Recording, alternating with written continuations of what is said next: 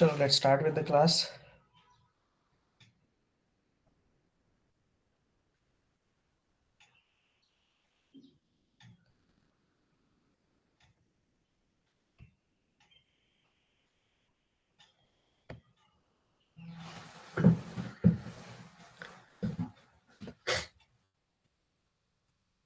मेरी स्क्रीन दिख रही है आप लोगों को?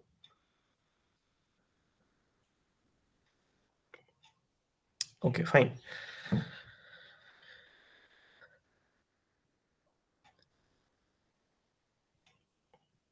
आज the system is working fine, so you can respond by speaking also. Message ना भी करेंगे तो भी मेरे को सुनाई दे जाएगा।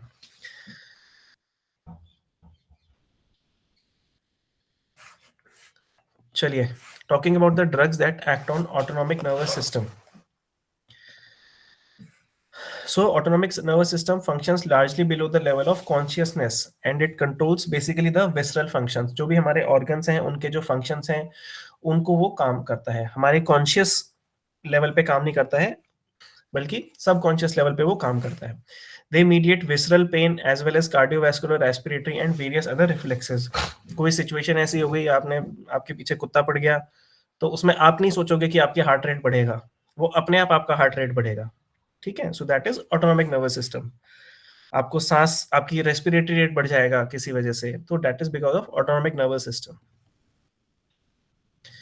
कोलिनर्जिक एजेंट्स क्या होते हैं? These are the agents which stimulate the parasympathetic system and they mimic the act of acetyl choline. Acetyl choline receptors क्या है? It is a stimulant and cholinesterase inhibitors together they comprise a large group of drugs that imitate the action of acetylcholine. Now, what is acetylcholine?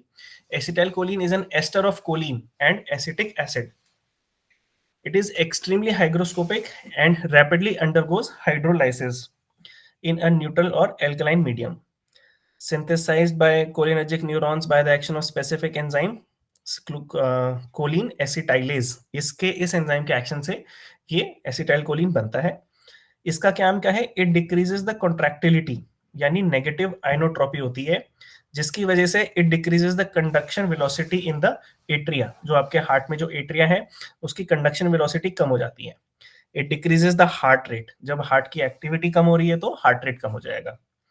And may cause cardiac arrest, इसकी वजह से cardiac arrest हो सकता है।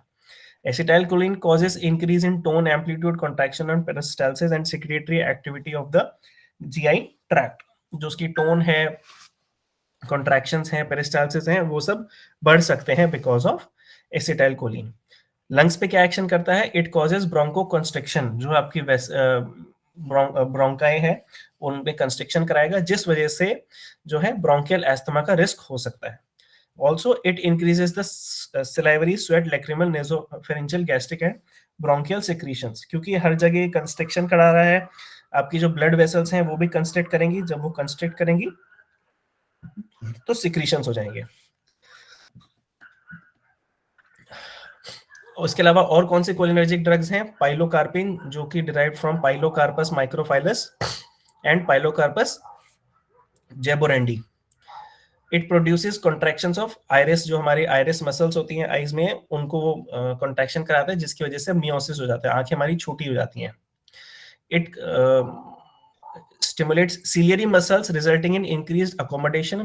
जो accommodation, I don't know if you're aware or not, accommodation is जब जैसे हम बुक में पढ़ रहे हैं, बुक हमारे पास है, फिर एकदम से हमें कहीं दूर का देखना है तो आंखें एडजस्ट करती हैं थोड़ा सा वो उस तरफ फोकस करने में, that is known as accommodation। And this is used in, pilocarpine is used in the treatment of glaucoma। Then there is ibopamine। It is a newer compound produced dose dependent mydriasis endowed with various, ये dialysis कराती है इसमें। Very interesting characteristic that is it is rapid in onset, pupil dilation is marked, काफी अच्छे से प्यूपिल dilate हो जाता है, एंड ऑल्सो रैपिड। एंड अच्छी चीज क्या है कि जो है जो नॉर्मल हमारा डायमीटर होता है, कैपिलरी डायमीटर, उसमें भी जल्दी आ जाती है वापस। ऐसा नहीं कि डायलेट होने के बाद वापस नॉर्मल कंडीशन आने में काफी टाइम लगे, ऐसा नहीं है। It is approved for mydriasis in ocular examination and surgery and for early diagnosis of the glaucoma। Then there is ericoline which is obtained from the betel nut, जो सुपारी होती है, and has got muscarinic and weak nicotinic effect. कोई उसका therapeutic use नहीं है. Then what are anticholinesterases? These are the drugs which act by inhibiting the enzymes, true and pseudocholinesterases enzymes, and उसकी वजह से they produce an accumulation of acetylcholine at various cholinergic sites. जहाँ पे भी acetylcholine release होता है वहाँ पे जो है उसका accumulation करा देता है. What are the reversible acetylcholinesterases? They have a structural resemblance to acetylcholine, are comparable of combining with cholinesterases as well as with acetylcholine receptor. क्योंकि structure similar है तो दोनों के साथ वो combine कर सकते हैं. Then there is irreversible cholinesterases. These are mostly organophosphorus compounds and combined only with cholinesterases. जैसे ऊपर वाला दोनों से कर सकता है, ये सिर्फ cholinesterases से. And the enzymes get phosphorylated. These are irreversible in nature, therefore therapeutic usefulness is very limited. जैसे हमने ऊपर देखा, क्योंकि वो रिवर्सिबल था इस वजह से हमने आईज में उसको डाला ताकि वापस नॉर्मल कंडीशन जल्दी आ जाए. इसमें ये इररिवर्सिबल है इसलिए थेरेपेटिक यूजेस इनके कम है. इनके हो गए इंसेक्टिसाइड्स में हम लोग यूज करते हैं जैसे पैराथियोन एंड मैलाथियोन. मैलाथियोन जो है ये मॉस्किटो स्प्रेज में यूज करते हैं या हाउस फ्लाइज को मारने के लिए इनके स्प्रेज होते हैं. जो आपने देखी हो फॉगिंग होती है मच्छरों को मारने के लिए, वो जो धुआं आता है उसमें भी मैलाथियोन ही यूज होता है. Then reversible anticholinesterases जिसमें हो गए physostigmine. It is a tertiary ammonium alkaloid obtained from calabar bean. Topically अगर हम इसको डालें, कल हमने पढ़ा था जैसे टॉपिकली हम किसी चीज में आईज में डाल सकते हैं, ईयर में डाल सकते हैं ड्रग्स को. तो topical instillation into the eyes produces miosis and decreases in intraocular pressure. Main therapeutic use है इसका to treat glaucoma and to reverse the mydriatic effect of atropine. हमने एट्रोपिन दिया है, उसकी वजह से आंखों में मिड्रियासिस हो गई है, आंखें चौड़ी हो गई, बड़ी हो गई हैं, प्यूपिल्स बहुत ज्यादा डायलेट हो गए हैं. उनको रिवर्स करने के लिए भी जो है इसको देते हैं क्योंकि it causes miosis. Miosis and mydriasis are opposite terms. Neostigmine is a synthetic quaternary ammonium compound. किसके जैसा है ये? Similar to physostigmine and again rapid onset of action and can inhibit both true and pseudocholinesterases. अगर हम locally इसको आंखों में डालते हैं, it causes miosis, spasm of accommodation and reduction in intraocular tension. Neostigmine जो है it is a drug of choice in the treatment of myasthenia gravis. Myasthenia gravis quite common. Even Amitabh Bachchan sir is also suffering from myasthenia gravis. Hollywood में Sylvester Stallone is having myasthenia gravis and many other people are suffering from myasthenia gravis. Then pyridostigmine, it is structurally and pharmacologically like neostigmine but has longer duration of action and less potent than neostigmine. ज्यादा देर तक काम करता है, इसका असर ज्यादा देर तक रहता है, बट ज्यादा पोटेंसी इसमें नहीं होती. पोटेंसी नियोस्टिग्मिन में ज्यादा होती है. तो इस वजह से क्या है, मायस्थीनिया ग्रेविस के जो केसेस है वो इसको थोड़ा बेटर टॉलरेट कर सकते हैं. एक बार दवाई ली, ज्यादा देर तक उसका असर दिखेगा, ठीक है, और बहुत ज्यादा स्ट्रॉन्ग एकदम से इफेक्ट नहीं आता है, तो बॉडी के लिए एकदम से ऐसा नहीं लगता है कि क्या हमारी बॉडी में आ गया है. ठीक है, धीरे धीरे अपना ये थोड़ा थोड़ा काम करता रहता है.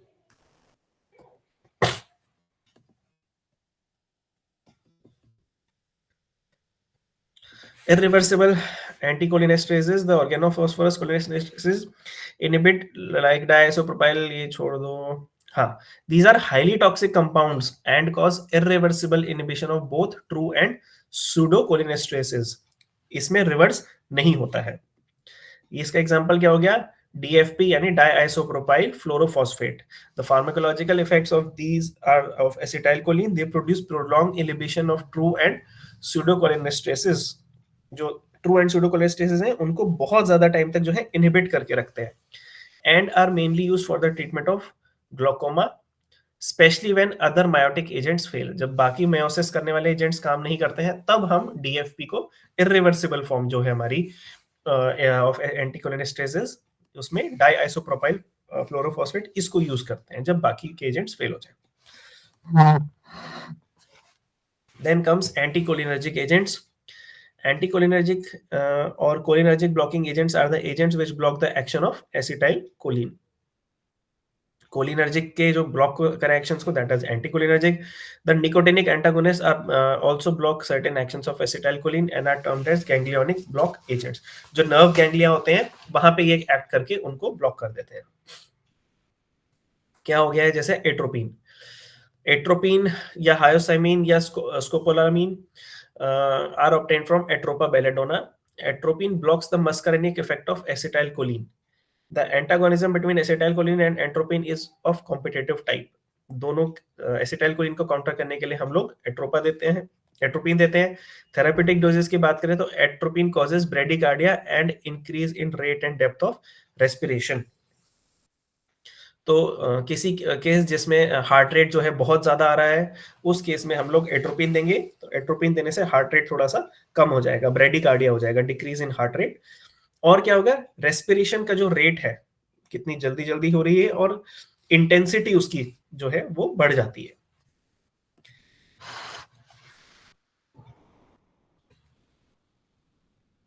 Atropine relaxes smooth muscles of bronchi and bronchioles, which results in widening of the airways.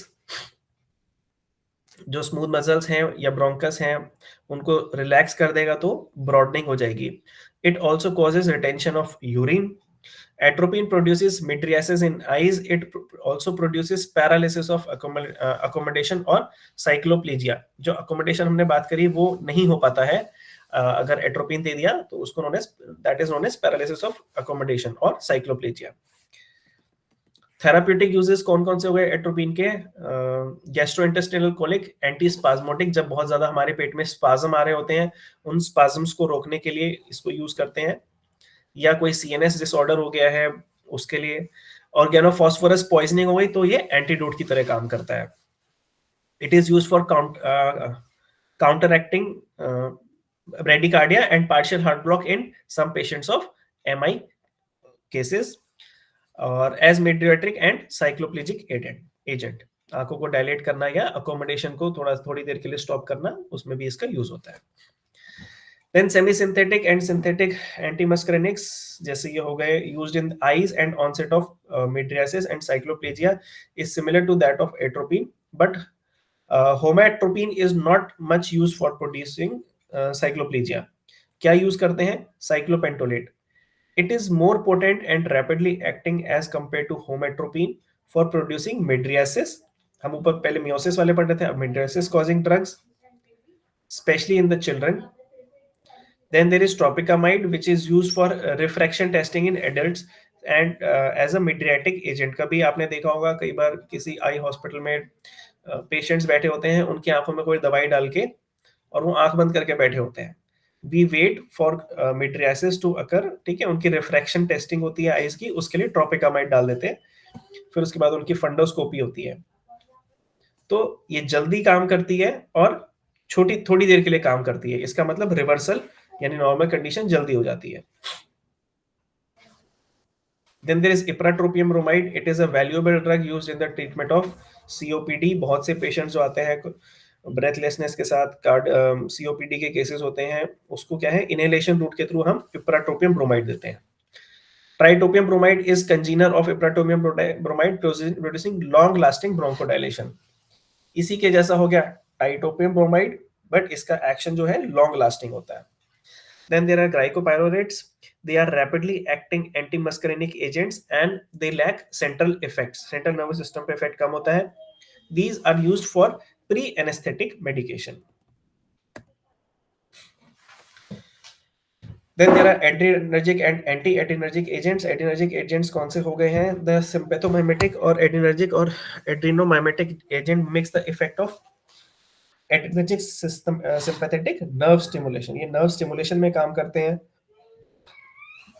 इनका जो मेन काम है maintain blood pressure and in certain cases they treat the severe bronchial asthma. The action of adrenergic drugs are mediated through interaction with adrenergic receptor. जो drugs हैं वो receptor के साथ मिलेंगे, which receptors are mainly alpha and blocker subtypes.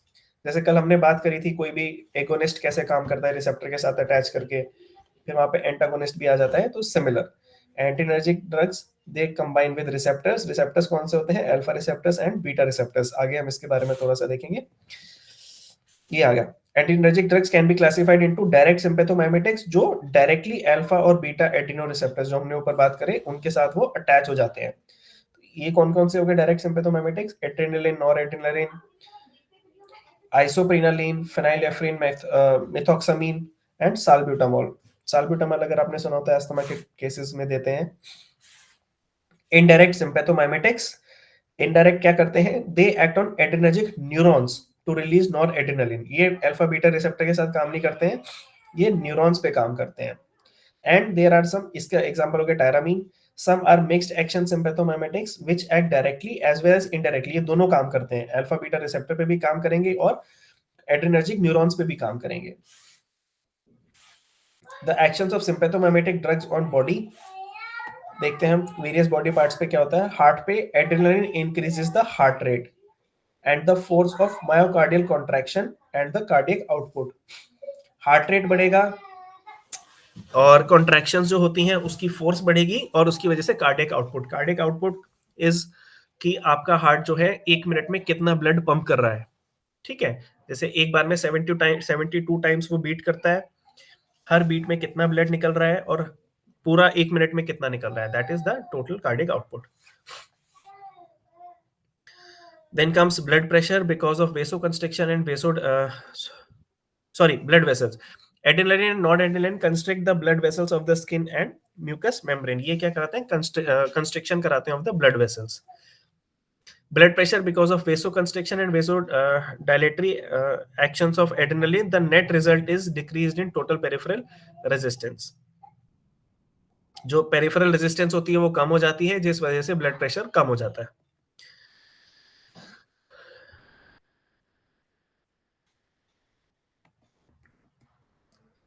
GIT, adrenaline causes relaxation of smooth muscles of GIT and reduces its motility.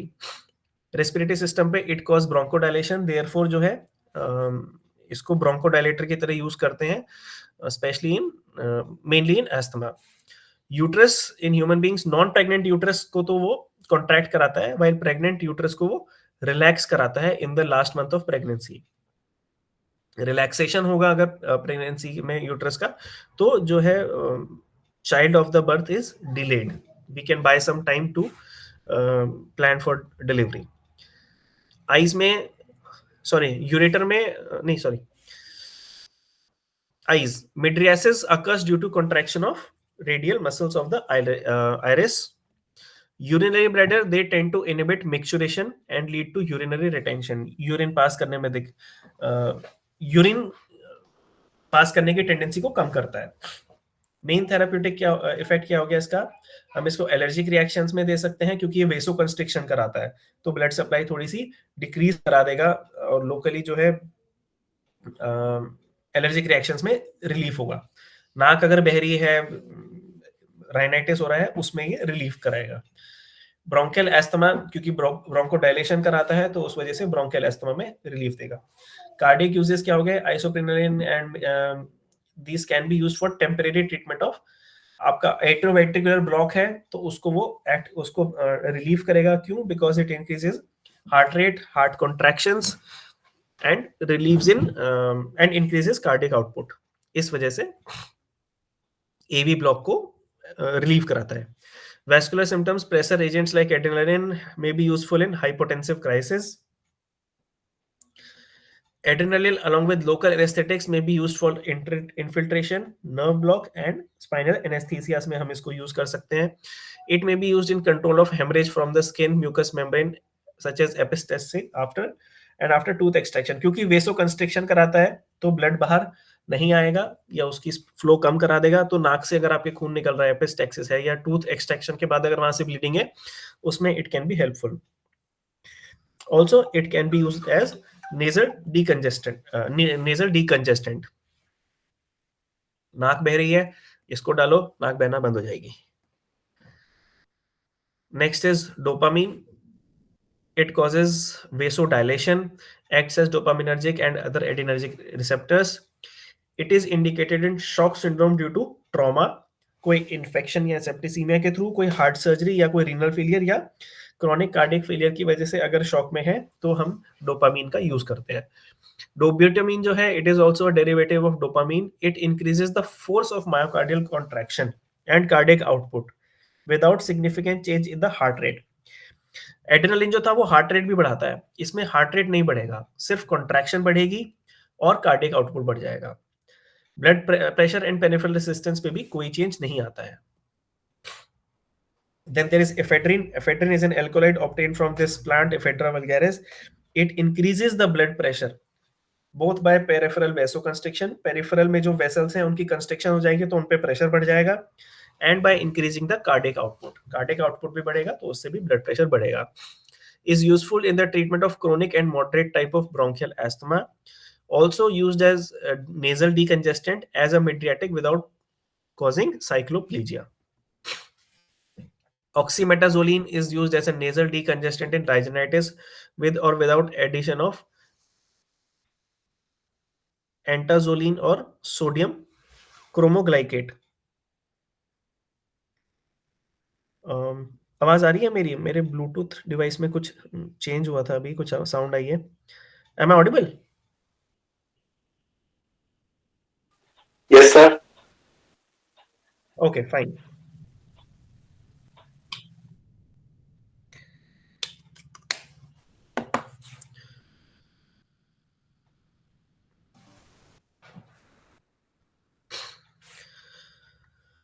सो जो आप normally कोई नाक बंद हो गई है, नाक बह रही है, उसके लिए जो आप दवाई लेने जाते हो उसमें ऑक्सीमेटाजोलिन मिलेगा आपको, या ज़ाइलोमेटाजोलिन के नाम से आपको मिल जाएगा, इसी का कोई similar thing. Isoprenaline, it is a beta receptor stimulant which stimulates the heart and causes tachycardia, heart rate बढ़ाता है। स्मूथ मसल्स को, स्पेशली ब्रोंकियल एंड जीआईटी के जो हमारे मसल्स हैं उनको रिलैक्स कराता है। मसल्स रिलैक्स होंगे, डायलेशन होगी, इसका मतलब ब्रोंकियल एस्थमा में वो काम आएगा। It is used in the treatment of shock and cardiac stimulant in case of a heart block. Amphetamine, it is a potent central nervous system stimulant and causes alertness, insomnia, increased concentration, euphoria or dysphoria, and increases the work capacity. क्योंकि अगर कोई थक रहा है या काम में focus नहीं कर रहा है, उसको एम्फेटामिन देके उसकी अलर्टनेस बढ़ रही है, ठीक है, तो इस वजह से जो है it is becomes a drug of abuse. Amphetamines produce wakefulness and improved physical performance. Amphetamines are drug of abuse and produce behavioral abnormalities and can precipitate psychosis. दवाई खा खा के कोई जाग रहा है तो उसकी वजह से साइकोसिस की तरफ वो जा सकता है। Then there is phenylephrine. It is a vasopressor agent in some structurally similar to adrenaline and has a powerful alpha receptor stimulant action. It used as a nasal decongestant and mydriatic and used in the treatment of PSVT, paroxysmal supraventricular tachycardia. Then there are uterine relaxants. These are the agents which decrease the uterine motility and have been used to delay या postpone the labor या to arrest the threatened abortion. इसकी वजह से क्या होगा, अगर हम delivery का टाइम बढ़ा देंगे तो फीटस को मैच्योर होने का टाइम मिल जाएगा। Then adrenergic blocking agents हो गए. These are the agents which block the action of adrenaline and noradrenaline. Alpha adrenergic blockers क्या हो गए? Which block the pressor response to noradrenaline and convert adrenaline stimulation response to a depressor response. Stimulation को depressor में काम कर देते हैं. Then there are phenoxybenzamine. It is a potent alpha adrenergic blocking agent and only haloalkylamine is used clinically. जो phenoxybenzamine में सिर्फ haloalkylamine is used and it is used for the management of pheochromocytoma and also to treat the peripheral vasospastic conditions like in Raynaud's disease and in case of shock syndrome. Then there is phentoramine. This alpha blocker is exclusively used for the diagnosis of pheochromocytoma. Then there are ergot alkaloids. It contains different alkaloids of complex chemical nature, amino acids like ergocysteine, ergocrine, ergosine, ergocryptine, and their dehydrogenated derivatives can block the alpha receptors. Both ergotamine and dihydroergotamine are used in the treatment of migraine, जो common हमारा migraine होता है उसके case में हम इसको use करते हैं. Then there is prazosin. It is effective in the management of hypertension. It is used in essential hypertension. Essential hypertension क्या होती है, मैं आपको यूनिट 6 अभी आज ही हम जब किडनी वाला पढ़ेंगे तब उसमें मैं बताता हूँ. It is used in essential hypertension, benign prostate hypertrophy, and Raynaud's syndrome. Then there is something known as euhimbine. It is an alkaloid obtained from African plant. It causes increase in heart rate and blood pressure due to the increase of non-adrenaline release. Now, main therapeutic effect of alpha adrenergic blockers क्या हो गया? Pheochromocytoma हमने देखा, 2-3 drugs हम इसके लिए use कर रहे हैं. देन फॉर हाइपरटेंशन के केस में हम इसको यूज करते हैं. Congestive heart failure, peripheral vascular disease में हम इसको यूज कर रहे हैं. Alpha blockers can be used in secondary shock due to any fluid या blood loss. Then benign prostate hypertrophy हमने देखा, माइग्रेन देखा, and also it is used in case of erectile dysfunction. Erectile dysfunction के लिए और जो medicine use होती हैं, बेसिकली सिल्डेनाफिल, जो वाइग्रा के नाम से हम लोग सब सुनते हैं, and it is useful in erectile dysfunction of any etiology. The newer drugs इसके अलावा जो अवेलेबल हैं, that is elprostadil and vardenafil or tadalafil, which are recently introduced for ED in males. Now, after alpha-adrenergic blockers comes the beta-adrenergic blockers. These are the agents which block the action of sympathetic nerve stimulation and circulating sympathomimetic amines on beta-adrenergic receptors. ये कौन कौन से हो जाते हैं? जैसे कि हो गया propranolol, very commonly used drug. It is a non selective beta blocker, जिसका काम क्या है? हाइपरटेंशन में, ग्लाउकोमा में, माइग्रेन में बहुत कॉमनली दिया जाता है ये. हाइपरथायराइडिज्म में, एंजाइना पेक्टोरिस, एमआई के केस में, एंजाइटी के केस में, कार्डियक एरिथमियाज अगर हैं तब, फियोक्रोमोसाइटोमा या हाइपरट्रॉफिक ऑब्स्ट्रक्टिव कार्डियोमायोपैथी में हम लोग प्रोपेनोलॉल देते हैं. Most commonly used beta blocker. Apart from that, what are other beta blockers? They are like sotalol. It is non-selective blocking agent with lower lipid solubility with additional potassium channel blocking activity. And then there are nadolol, another non-selective beta blocker which with longer duration of action, and it is given mainly in cases of hypertension.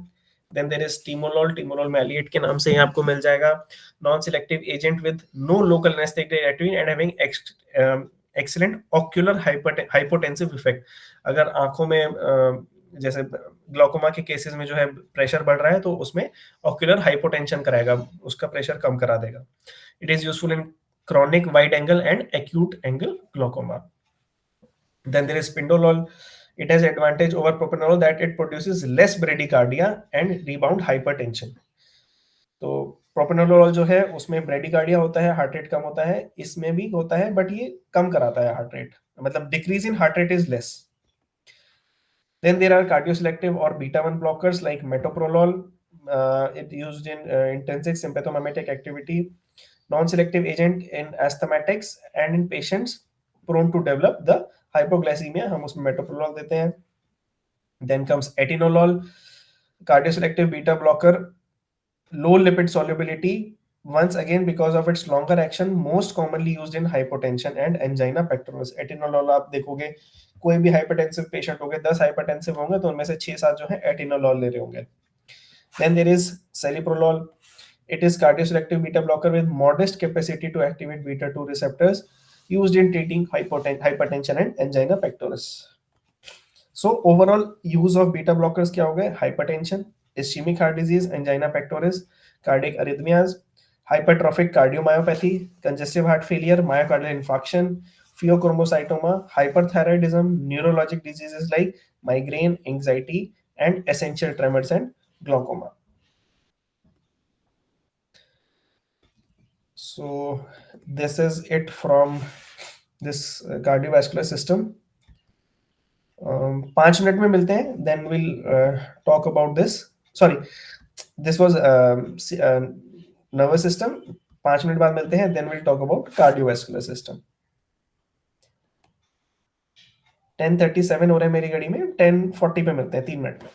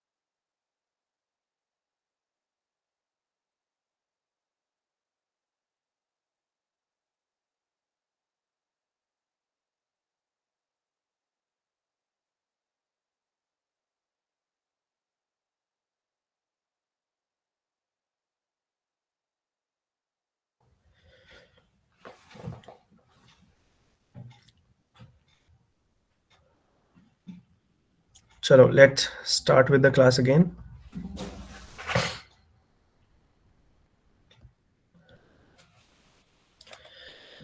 Next is your unit 4, cardiovascular system.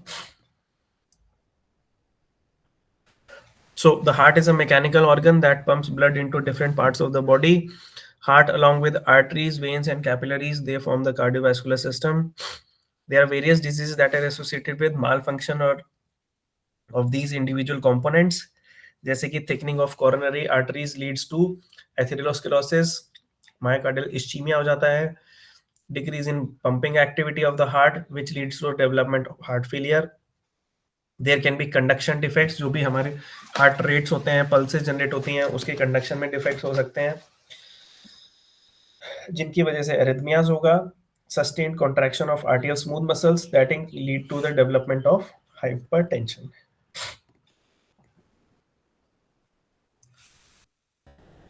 So cardiac glycosides and antiarrhythmic agents. Cardiac glycosides क्या हो गए? These are the drugs having cardiac inotropic activity. They increase the myocardial contractility and cardiac output in hypodynamic heart without increasing in oxygen consumption and overall myocardial efficiency. Heart muscles की activity को बढ़ा रहा है, ये cardiac output को बढ़ा रहा है. अब जब कोई काम ज्यादा करेगा तो उसमें ऑक्सीजन की भी रिक्वायरमेंट बढ़ जाएगी, बट इन ड्रग्स की वजह से जो है जो है हार्ट में ऑक्सीजन की डिमांड नहीं बढ़ती है, बट ये क्या है, सिर्फ अपना काम ज्यादा अच्छे से कर लेते हैं.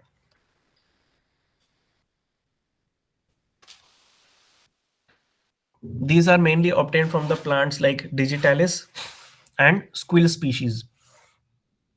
Now, actions on body system, effect on heart, it causes contractility like digitalis increases the force of myocardial contraction without causing increase in oxygen consumption. This action forms the basis of its used in treatment of congestive heart failure. इसी वजह से congestive heart failure में we give digitalis. Cardiac output, it increases the cardiac output in congestive heart failure patients by increasing the force of contraction. जो भी एक heart का contraction है उसकी force बढ़ा देता है. उस force बढ़ने की वजह से congestive heart patients में it is helpful. Heart rate, it produces a decrease in the heart rate because cardiac output बढ़ गया है, blood supply अच्छी हो रही है, better हो रही है, इस वजह से हार्ट पे काम कम पड़ेगा तो हार्ट रेट जो है वो कम हो जाएगा. Automaticity, it is the ability to generate propagated impulse. Digitalis जो है, जो Purkinje cells होते हैं वहां से जो impulses generate होते हैं उनको initiate करने में help करता है. एक्स्ट्रा कार्डिक एक्शंस हार्ट के अलावा और क्या क्या एक्शंस हैं? इट प्रोड्यूसेस डाययूरेसिस, यूरिन पास कराता है कंजेस्टिव हार्ट फेलियर के केसेस में. इट इंक्रीजेस जिस वजह से सोडियम भी निकलता है, वाटर भी निकलता है बाय किडनीज, और बॉडी में जो पैरों में जो इडीमा आ रहा होता है उसको वो कम कर देता है. Digitalis can produce nausea and vomiting.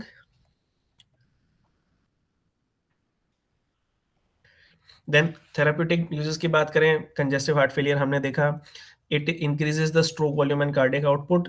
Digitalis by increasing the cardiac output brings about more complete emptying of ventricles and during systole. जब वेंट्रिकल्स ज्यादा अच्छे से खाली होंगे तो अगेन ब्लड सप्लाई अच्छी हो जाएगी, बेटर हो जाएगी.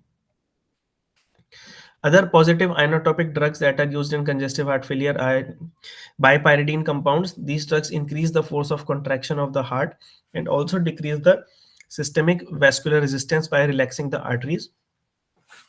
These compounds are used clinically in the form of amironone and milrinone. So these was about heart failure. Then comes antiarrhythmic drugs. The peculiarity of heart tissue is that it can generate its own impulse. जैसे हमने बात करी, अपनी pulses generate करता है through a normal pacemaker of the heart, which is the SA node. But यहाँ पे जो pulses generate हो रही हैं, इनमें किसी वजह से अगर इनकी rhythm बिगड़ जाती है, then there occurs arrhythmia. Cardiac arrhythmias is a group of disorder characterized by abnormal cardiac rhythm and arise as a result of disorder of impulse formation या conduction या दोनों. या तो अलग से कोई इम्पल्स आ गई है या कंडक्शन में कोई दिक्कत हो गई है या दोनों कारण से हो सकता है. Arrhythmias can be of two types. Tachyarrhythmias मतलब जब हार्ट रेट बढ़ जाता है और रिदम बिगड़ जाती है, दैट इज टैकीअरिथमिया, हार्ट रेट 100 से ऊपर। ब्रेडियरिथमिया, हार्ट रेट कम हो गया है और रिदम बिगड़ गई है, देन इट इज ब्रेडियरिथमिया। इसमें heart rate 50 to 60 beats per minute आ जाता है।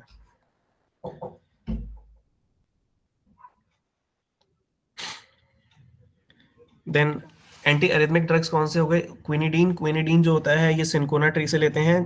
क्विनाइन उसी ट्री से जो है एक एंटी मलेरियल ड्रग क्विनीन के नाम से जो आती है वहां से ली जाती है। It's sodium channel blocking property results in depression of excitability of cardiac tissues, decreases pacemaker activity and a decrease in the force of contraction of heart. तो क्योंकि ये सब कुछ डिक्रीज कर रहा है तो हम इसे कहाँ पे दे रहे हैं? जहाँ पे हमारी हार्ट रेट बढ़ी हुई है। It is indicated in prevention of atrial and ventricular tachycardias. अगर हार्ट रेट बढ़े हुए हैं एरिथमिया में तो हम इसको यूज करते हैं। Then amiodarone, it is long acting antiarrhythmic drugs, blocks inactivated sodium channels, it is indicated in tachyarrhythmias, not responding to other agents। जब बाकी चीजों क्विनिडीन जैसे काम नहीं कर रही है तब एमिड्रोन देंगे। Then bretylium, it has direct action on myocardium and interferes with the neuronal release of catecholamines and direct antiarrhythmic property. It is used in treatment of ventricular tachycardias and ventricular fibrillations. Most commonly arrhythmias जो होते हैं वो tachycardial होते हैं। Then there is something known as angina pectoris, तो उसके लिए जो drugs होते हैं that are known as anti-anginal drugs. Angina pectoris is a symptom of ischemic heart disease. It develops as a result of imbalance between the oxygen supply and oxygen demand of the myocardium. Heart हमारा काम कर रहा है, उसको काम करने के लिए ऑक्सीजन चाहिए। अगर ऑक्सीजन कम मिल रहा है, काम को ज्यादा कर रहा है, तो उस डिसबैलेंस की वजह से वहां पे जो थोड़ा पेन स्टार्ट होता है क्योंकि वो ऑक्सीजन की शॉर्टेज है, that is known as myocardial ischemia. And उसकी वजह से हो जाएगा angina pectoris. Decrease in myocardial perfusion is due to deposition of atherosclerotic plaques in the blood vessels. Then there are nitrates, कल मैंने बताया था ग्लिसराइल नाइट्रेट या नाइट्रोग्लिसरीन जो होती है, जो कि हम सबलिंगुअली यूज करते हैं इन केस ऑफ एंजाइना पेक्टोरिस या MI. It releases nitrite ion which is further metabolized into nitrogen oxide by enzymatic step in vascular smooth muscles. This nitrogen oxide released by the glyceride trinitrate leads to relaxation of the blood vessels. Both large arteries and veins are dilated by GTN, but the action on veins is more prominent. Sublingually हम इस tablet को use करते हैं and is used in the emergency management of angina pectoris. It is used intravenously in management of कोई unstable angina है, coronary vasospasm है, left ventricular failure है, साथ में MI है, hypertension है, या ड्यूरिंग कार्डियक सर्जरीज जो है हम इसको इंट्रावीनसली यूज कर सकते हैं। अदरवाइज इमरजेंसी में एंजाइना पेक्टोरिस के लिए हम लोग सिर्फ सबलिंगुअली नाइट्रोग्लिसरीन देंगे।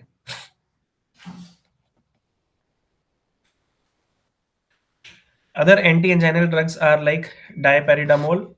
It is a coronary dilator and claimed to dilate coronary resistance in the vessels. It probably acts by inhibiting the uptake and degeneration of adenosine, which is a local mediator involved in autoregulation of coronary flow in response to ischemia. It has a platelet inhibitory properties.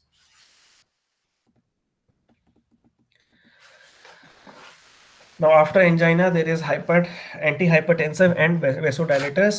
So, what is hypertension? It is the most common cardiovascular disease, and pathophysiologically, hypertension can be classified into two main groups. जैसे मैंने बोला था, essential hypertension वहाँ पे term आई थी. So, what is essential and hypertension या primary hypertension, and what is secondary hypertension? When the reason for hypertension is not known, then it is known as essential या primary hypertension. कि बस hypertension हो गया है, we don't know why it is, so that is primary hypertension. Secondary hypertension मतलब पहले कोई और बीमारी हुई उसकी वजह से हाइपरटेंशन हो गया। For example chronic diffuse glomerulonephritis हो गया, किडनीज में हमारे ये ग्लोमेरुलोनेफ्राइटिस हो गया, इस वजह से जो है फिल्ट्रेशन में प्रॉब्लम हो गई, ब्लड में जो है सोडियम बढ़ रहा है, उसकी वजह से जो है हाइपरटेंशन हो रही है। तो हाइपरटेंशन अपने आप नहीं हो रही है, it is because of some other disease, then this is known as secondary hypertension. या पाइलोनेफ्राइटिस है due to some vascular disease जैसे रीनल आर्टरी डिजीज या some other endocrinal disorders, pheochromocytoma, Cushing syndromes, इसकी वजह से अगर हो रहा है then it is known as secondary hypertension.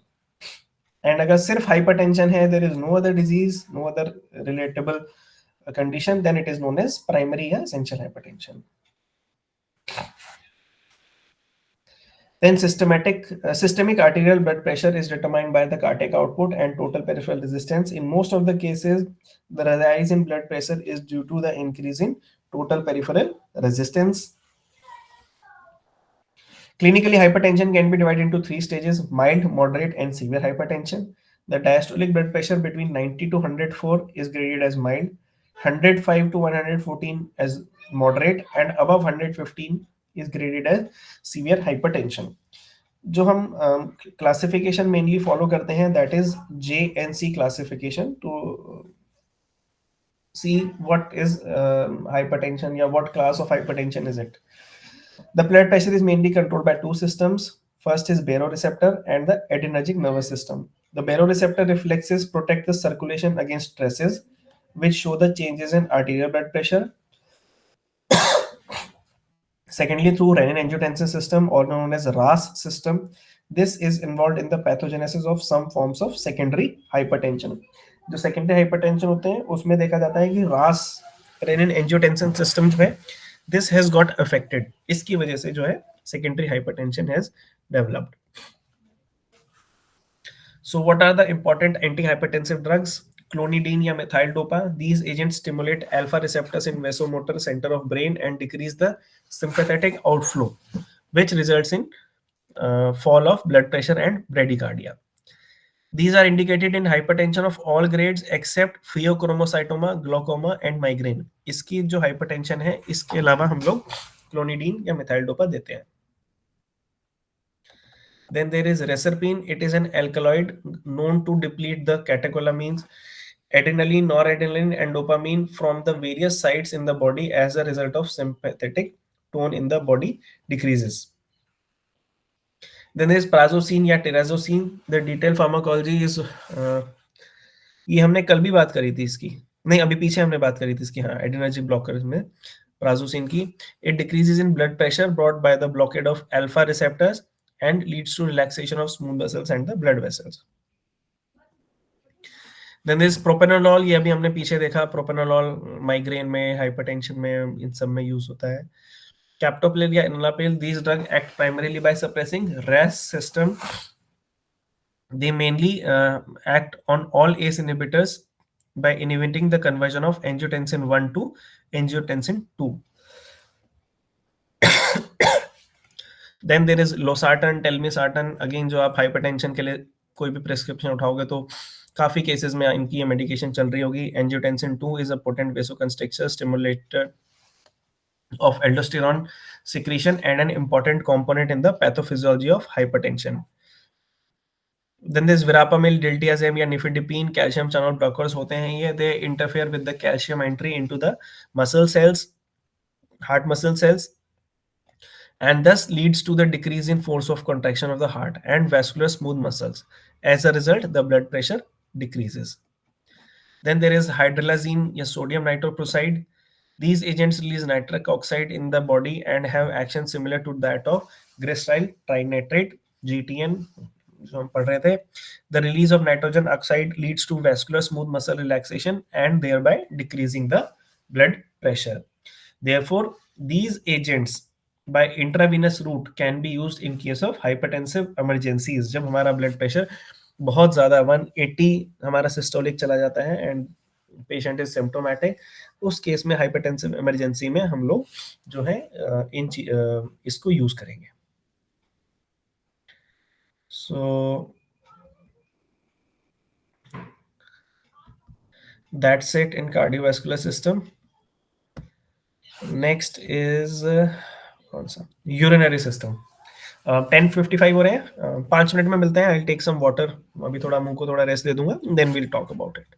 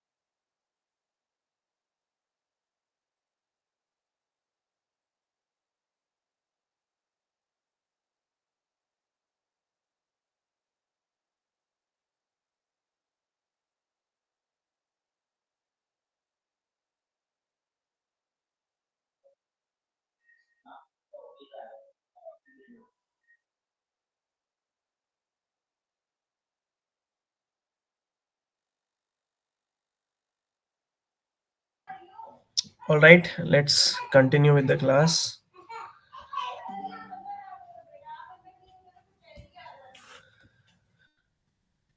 Now, after Unit 3, Unit 4, we'll talk about Unit 6, drugs that are used on urinary system. So what is urinary system? The function unit of kidney is a nephron. The process of urine formation starts by glomerulus in the nephron, जहाँ पे हमारा blood आता है, वहाँ से ही blood pass करता है, and दिन भर वो process चलता रहता है to various neurons. In a day, about 180 liters of fluid is filtered in the kidneys, जिसमें से more than 99% of filtrate is reabsorbed. 180 litre अगर हमारा फिल्टर हो रहा है, उसमें से 1% मतलब 1.8 लीटर, ठीक है, लगभग इतना ही यूरिन हम पास करते हैं एक दिन में नॉर्मली. सर्दियों में कम हो सकता है, गर्मियों में ज्यादा हो सकता है. The glomerular filtration rate depends on the pumping action of the heart, renal blood flow, and the action of various factors. Humoral factors like RAS, angiotensin and aldosterone system, renin, prostaglandin, and antidiuretic hormone vasopressin. मेरे उसमें urinary system की photo नहीं आ रही है. I don't know if you have this in your document. Now what are the diuretics? Diuretics are the agents which increase the rate of urine formation by the kidneys, or which cause a net loss of sodium and water in the form of urine. Urine pass नहीं हो रही है, diuretic दे दो, ठीक है. ज्यादा urine बनेगी, उस यूरिन में पानी निकलेगा, उसके साथ में सोडियम निकलेगा बैलेंस करने के लिए कंसंट्रेशन को. तो उस वजह से जो है हार्ट रेट हाइपरटेंशन कम हो जाएगी. बॉडी से सोडियम निकलेगा, फ्लूइड निकलेगा, तो हाइपरटेंशन रिलीव हो जाएगी. Diuretics increase the urine output of ions and fluids from the kidneys. Clinically, diuretics are the most widely prescribed drugs used in the management of hypertension या congestive heart failure या nephritic edema. Congestive heart failure में हमने देखा था जब अपना kidneys पे काम करते हैं, वाटर निकलता है, सोडियम निकलता है, तो उस वजह से इडिमा कम हो जाता है, which is there in case of congestive heart failure. Then nephritic oedema and in some cases oedema in the pregnancy. Then there is benzothiazides and related compounds. The main action of this drug is exerted on the early segment of the distal tubule or cortical diluting segment. Nephron के इस part में जो है ये काम करता है. They inhibit reabsorption of sodium and chloride. जो इस एरिया में जाके हमारे ब्लड फ्लो में से सोडियम एंड क्लोरीन का जो रीएब्जॉर्प्शन हो जाता है उसको रोकता है. तो जब वो वापस नहीं आएगा, इसका मतलब यूरिन में वो ज्यादा निकलेगा. As a result, absorption of water and electrolytes is initiated, leading to diuresis. क्योंकि सोडियम और क्लोराइड ज्यादा है हमारी यूरिन में, तो पानी भी ज्यादा आना चाहिए. ऐसा नहीं होगा कि यूरिन जो है सिर्फ सोडियम एंड क्लोराइड रिच. जहां सोडियम ज्यादा होगा वहां ऑटोमेटिकली उसको ऑस्मोसिस बैलेंस करने के लिए वाटर भी हमारी बॉडी से यूरिन में आ जाएगा, तो यूरिन भी वाटर भी बाहर निकलेगा. Due to their direct action on blood vessels and on sodium metabolism, it produces a mild hypotension. Then that is, it decreases the blood pressure. These drugs are used in the treatment of edema, hypertension, and diabetes insipidus. Then there are high ceiling or the loop diuretics. These are the best agents available for inducing marked water and electrolyte excretion. The drugs in this group include furosemide. Lasix के नाम से आती है furosemide, जो most commonly heard diuretic है. Bumetanide, and ethacranic acid. The main site of action is loop of Henle. Thus they are often known as loop diuretics. क्योंकि loop of Henle होता है, उस पे ये काम करती है, इसीलिए it is known as loop diuretic. Then there are carbonic anhydrase inhibitors. It is a potent non-competitive reversible inhibitor of the enzyme carbonic anhydrase. Carbonic anhydrase क्या करता है? It increases the tubular reabsorption of sodium in the proximal tubule and in the distal tubule. शुरू में भी और and में भी tubule के जो है रीअब्जॉर्प्शन ऑफ सोडियम को कार्बोनिक एनाइड्रेज बढ़ाता है. As a result of enzyme inhibition, the ability of nephron in conserving and sodium water is reduced. क्योंकि वो जो एंजाइम है उसको इनहिबिट कर दिया है, इसलिए अब सोडियम और वाटर को एब्जॉर्प्शन कम हो जाएगी, thus producing diuresis. इसलिए वो यूरिन में ज्यादा निकलेंगे हमारी बॉडी से. Then there are potassium sparing diuretics, जैसे ट्राइमटरीन या एमाइलोराइड होता है. These are non steroidal potassium sparing diuretics. They slightly increase sodium absorption. Sodium absorption थोड़ा सा बढ़ा देते हैं. स्पाइरलोलॉक्टन जो होता है वो स्टेरॉइड होता है, and aldosterone is the antagonist. These act on the late distal tubules and collecting tubule cells and promote sodium reabsorption. These drugs are generally combined with other potent diuretics to prevent excessive excretion of potassium in exchange for sodium absorption in the distal tubules. इनको और drugs के साथ हम mix करके देते हैं. उससे क्या होगा, सोडियम एब्जॉर्प्शन नहीं होगा, बट पोटेशियम का जो एक्सक्रीशन है वो कम होगा. पोटेशियम सोडियम का जो काम है वो पोटेशियम कर लेगा और सोडियम यूरिन में बाहर चला जाएगा. इस वजह से भी जो है हाइपरटेंशन में रिलीफ मिलता है. Then there are osmotic diuretics. Osmotic diuretics are non-electrolytes, freely filterable at the glomerulus. They undergo limited reabsorption by renal tubules. The amount of diuresis produced is proportional to the quantity of osmotic diuretic. Therefore, for more diuresis, a large amount of these osmotic diuresis should be given. जितना ज्यादा urine diuretic action चाहिए उतना ज्यादा ये देने पड़ते हैं. Then there are organic mercurials. In early 20s हम लोग ये देते थे, बट उसके बाद जो है नए नए थायजाइड्स, लूप डायरेटिक्स ये सब आ चुके हैं, इसलिए अब इनका यूज नहीं होता है.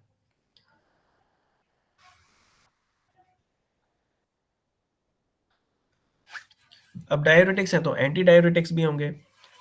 एंटी डायरेटिक्स क्या हो गए, like vasopressin and desmopressin. Thiazide diuretics हो गए जैसे hydrochlorothiazide, anti diuretic hormone and their analogues. This ADH या वेसोप्रेसिन जो होता है ये ऑक्टापेप्टाइड होता है. This is released from posterior lobe of pituitary gland. It is used in the treatment of diabetes insipidus. ADH reduce करता है total urine volume, and absence of this hormone in the blood causes diabetes insipidus. So ADH in larger dose, it increases the blood pressure by direct stimulation of the vascular smooth muscles. It can be administered by any parenteral route or by even nasal sprays. Vasopressin is indicated in diabetes insipidus and in the treatment of post-operative abdominal varices. It is a synthetic analog. Desmopressin जो हम देखें वो vasopressin का synthetic analog है. It is more stable than vasopressin and is reflected in its prolonged duration of action.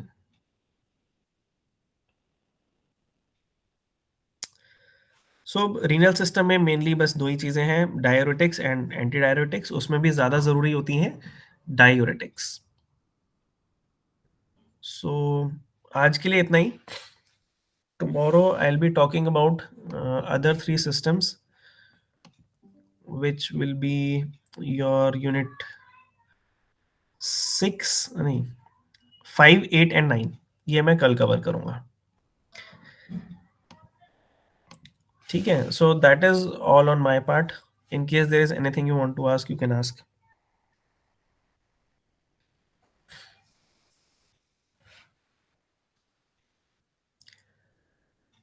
आवाज आ रही है?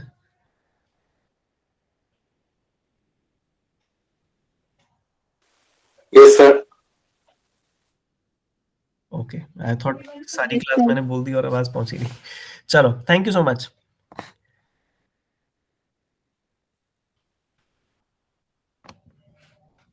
Thank you, sir.